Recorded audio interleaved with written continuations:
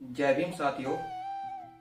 और साथियों, आज आपको तथागत गौतम बुद्ध और उनके शिष्य की एक कहानी से रूबरू कराते हैं।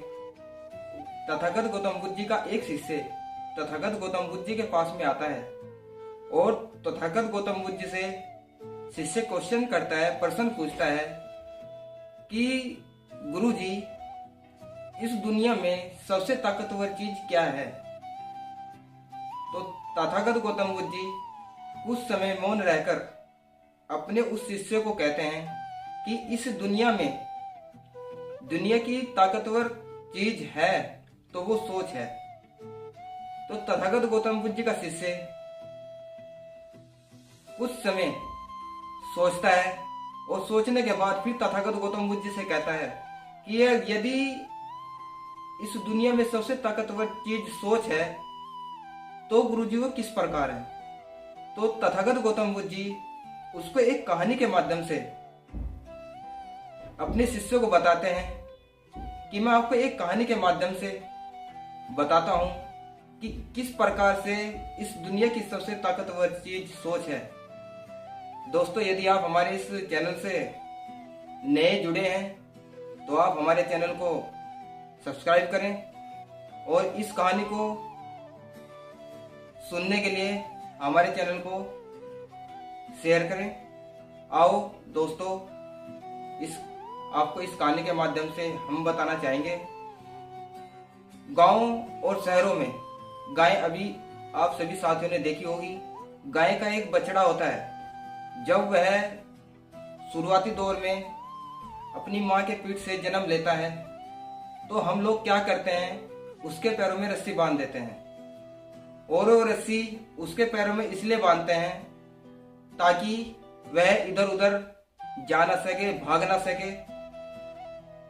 तो जो गाय का बछड़ा होता है उसकी सोच में क्या होता है कि जो मेरी धीमी गति है, मेरी चलने की जो क्षमता है वो सिर्फ इतनी है। जब वह बछड़ा कुछ बड़ा होता है तो हम क्या करते हैं, उसके गले में, उसके पैरों से रस्सी खोलकर उसके गले में बांध देते हैं और वह रस्सी उसके हम गले में नहीं, उसकी सोच में बांधते हैं। आपने देखा होगा जब वह बछड़ा धीरे धीरे बड़ा होता है,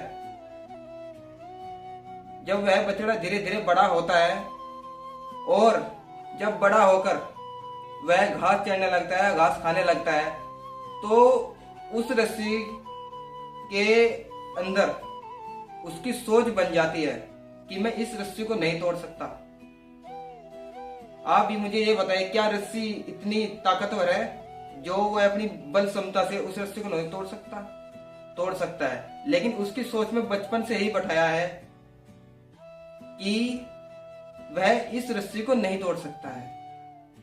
तो इस कहानी से मैं आप सभी साथियों को ये बताना चाहूंगा कि कुछ लोग हमारे समाज में भी ऐसे होते हैं जो कि तथागत गौतम बुद्ध जी द्वारा जो शिष्य को तथागत गौतम जी बताते हैं कि रस्सी उसकी सोच में बांधी जाती है। तो मैं अपने समाज के कुछ ऐसे ही लोग होते हैं जो कि बचपन में कह देते थे ये इसके बस का नहीं होगा, ये ऐसा नहीं कर सकता और ये इसके बस का नहीं है। तो ऐसा कुछ भी नहीं है। इस दुनिया में यदि दुनिया की सबसे ताकतवर सी सोच है, जो सोच सकता है वो कर भी सकता है।